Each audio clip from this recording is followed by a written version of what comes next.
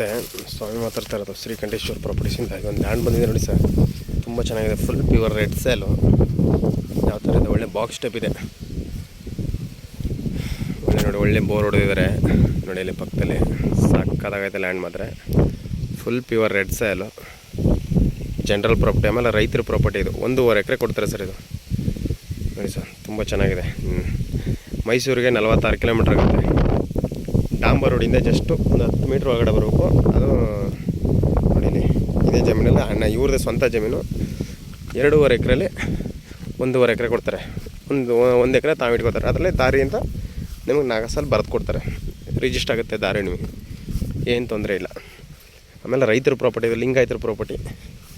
ತುಂಬ ಚೆನ್ನಾಗಿದೆ. ಇದೇನು ಯಾರಕ್ಕೆ ಕ್ಲೀನಾಗಿ ಮಾಡಿಕೊಡ್ತಾರೆ. ರೋಡು ಡಾಂಬರ್ ರೋಡು ಅದು ಕಾಣ್ತಾ ಇದೆಯಲ್ಲ, ಆಮೇಲೆ ಅದೇ ಡಾಂಬರ್ ರೋಡು. ಆಮೇಲೆ ಬಸ್ ರೂಟ್ ಇದು ಸೂಪರಾಗಿದೆ. ಜನರಲ್ ಪ್ರಾಪರ್ಟಿ, ವಿಲೇಜ್ ಹತ್ರ ಇದೆ. ಏನು ತೊಂದರೆ ಇಲ್ಲ. ಫಾರ್ಮ್ ಹೌಸ್ ಮಾಡ್ಕೊಂಡು ಆರಾಮಾಗಿರ್ಬೋದು. ಸೂಪರಾಗಿದೆ ಜಮೀನು. ಸೂರ್ಯ ಊಟೋದಕ್ಕೆ ಇದೆ. ತುಂಬ ಚೆನ್ನಾಗಿದೆ. ಇಸಿ ಹಣ್ಣೋದಕ್ಕೆ ಲ್ಯಾಂಡ್ ಇದೆ. ಸೂಪರಾಗಿದೆ.